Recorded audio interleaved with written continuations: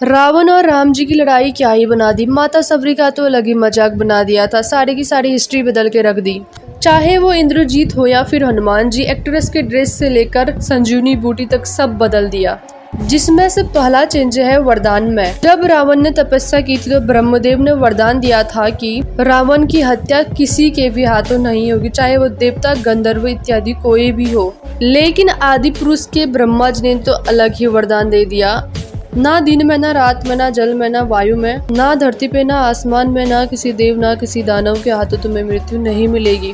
हम आदि पुरुष से बस एक बात कहना चाहेंगे कि भाई मेरे 500 करोड़ फूकने से पहले ये पता कर लेते कि ये वरदान त्रेता युग के रावण को नहीं, सतयुग के हिरण्यकश्यप को मिला था, जिसका वध विष्णु जी के चौथे अवतार नरसिम्हा जी के द्वारा हुआ था। नेक्स्ट क्या हुआ था, जब सुरमनखा सीता माता को परेशान करती है तो लक्ष्मण जी सुरमनखा की नाक काट देते हैं।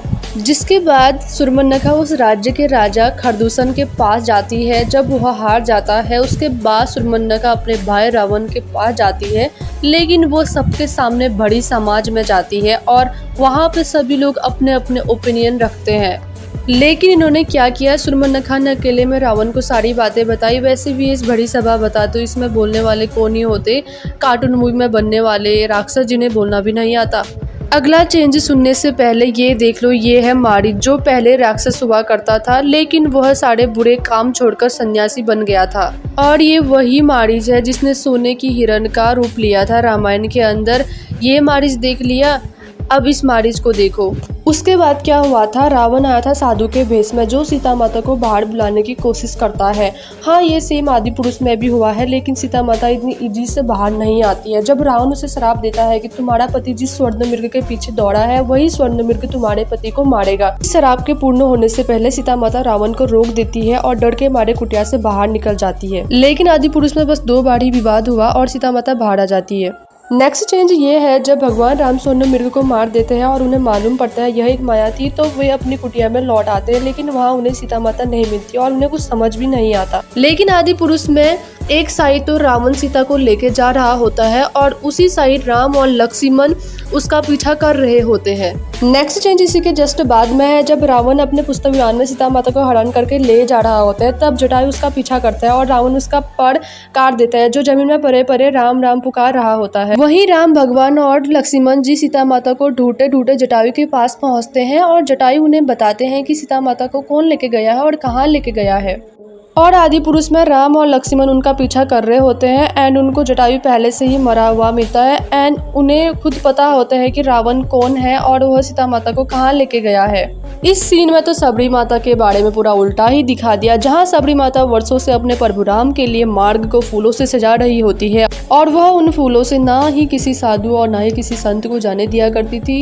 एंड फाइनली उनका मीटअप हो गया था, वो भी बहुत सुंदर एंड प्यारा मीटअप, जिसको देखने के बाद हर कोई इमोशनल हो जाता है। लेकिन आदि पुरुष वालों ने बिना रिसर्च करे दिखाया कि सबरी माता खुद चलकर जाती है राम और लक्ष्मण के पास और उनके साथ मिलती है और लक्ष्मण नंबर 3 दिखाकर बोलते हैं कि पहले परिचय दो या फिर मरने के लिए तैयार हो जाओ, उससे पहले बुढ़िया कहा वो अलग। और वो सबरी के झूठे पेड़ जिन्हें राम जी बड़े ही प्रेम पूर्वक सेवन करते हैं और अपने छोटे भाई को भी सेवन करने के लिए कहते हैं, लेकिन इस मूवी में ऐसा कुछ नहीं दिखाया।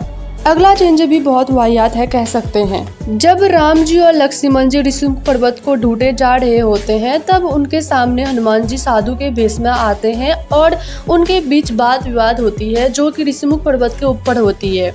लेकिन आदि पुरुष में क्या हुआ, लक्ष्मण जी बड़े वाहियात सवाल पूछ रहे थे हनुमान जी से, जिसके बाद तुरंत ही राम जी और हनुमान जी का मीटअप हुआ और लोग सीधे गले लगे थे। लेकिन पहले चरण स्पर्श कर लेने चाहिए थे हनुमान जी को। अगला सीन था बाली और सुग्रीव के लड़ाई में, जबकि उनकी लड़ाई 2 बार होती है और यह एक सिंपल लड़ाई होती है। लेकिन आदि पुरुष में इन्होंने एक ही बार युद्ध करवाया और उसमें भी बॉलीवुड वाले लॉजिक घुसा दिए। वहाँ पे पहाड़ गिर रहे हैं, न जाने क्या क्या हो रहे हैं, सुग्रीव सबको बचा रहे हैं, ऐसे में बाली का वध होता है भगवान श्री राम के हाथों। अगला चेंज भी बकवास कह सकते हो। जब लंका में हनुमान जी को बंदी बनाया गया था और रावण के सामने लिया जा रहा था, तब रावण बड़ी सभा में सबसे आगे बैठा था और सभी मंत्रीगण अपना अपना फैसला सुनाते हैं। लेकिन आदि पुरुष में ना सभा ना कुछ, और रावण को क्या बना दिया, वो आयरन मैन रावण। और वो डायलॉग, कपड़ा तेरे बाप का, तेल तेरे बाप का, आग तेरे बाप की तो जलेगी भी तेरे बाप की। ये हनुमान जी का डायलॉग कहाँ से लिख दिया।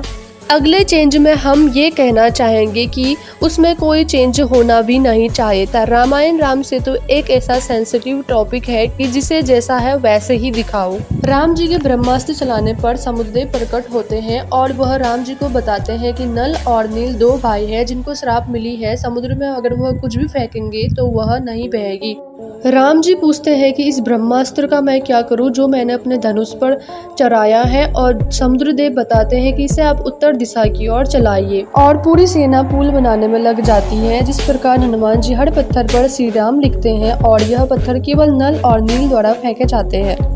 लेकिन आदि पुरुष में सब उल्टा था। राम ने ब्रह्मास्त्र चलाया, समुद्रदेव आए, समुद्रदेव ने उन्हें कहा कि हर पत्थर पर आप श्री राम लिखो और समुद्र में फेंको, मैं इसे डूबने नहीं दूंगा। बात खत्म। आदि पुरुष वालों को मैं इतना कहना चाहूंगी कि राम सेतु को रियल दिखाते इतना चेंज करने की क्या आवश्यकता पड़ गई थी। क्या असर पड़ेगा हमारे आगे आने वाले जनरेशन पर। जब विभीषण पहली बार श्री राम से मिलने के लिए आते हैं तो वह अपने साथ कुछ मंत्रीगण लेके आते हैं और वह इज्जत से आते हैं, लेकिन इनका तो कोई जवाब नहीं। ये विभीषण कुछ इस तरह से आते हैं अपने बीवी को साथ में लेके, जबकि त्रेता युग में औरतों का इस तरह से जाना वर्जित था।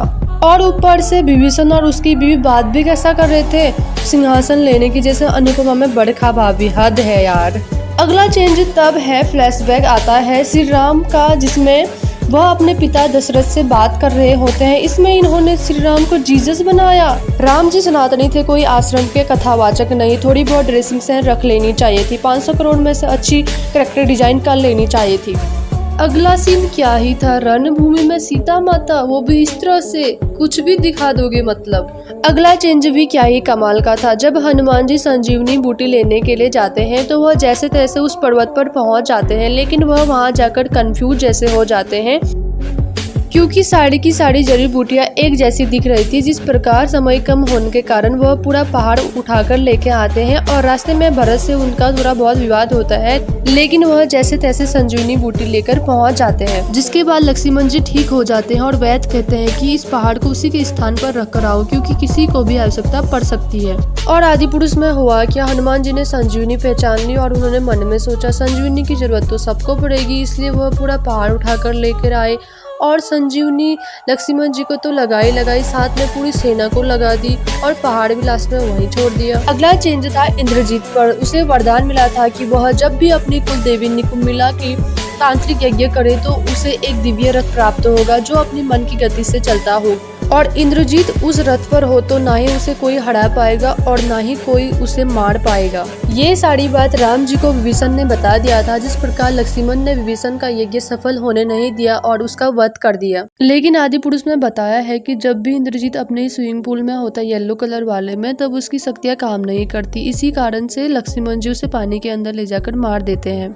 अगला चेंज वो था जो रावण के पास पुस्तक विमान नहीं था चमगादड़, उसकी और हनुमान जी की लड़ाई होती है। ऐसा स्क्रिप्ट लिखने से पहले सोच लेना चाहिए था और लास्ट में एक और पुस्तक विमान दिखाई देता है। ऐसा दिमाग कहाँ से आया भाई, इसका तो कोई जवाब नहीं था। बस राम और रावण की लड़ाई तो ठीक बताते थे। जब रावण की मृत्यु नहीं हो रही होती है तब विभीषण बताते हैं कि रावण की नाभि में अमृत है। तब श्री राम ब्रह्मास्त्र का वार करते हैं, जिस प्रकार रावण की मृत्यु होती है और वह मरते मरते श्री राम बोलकर गया।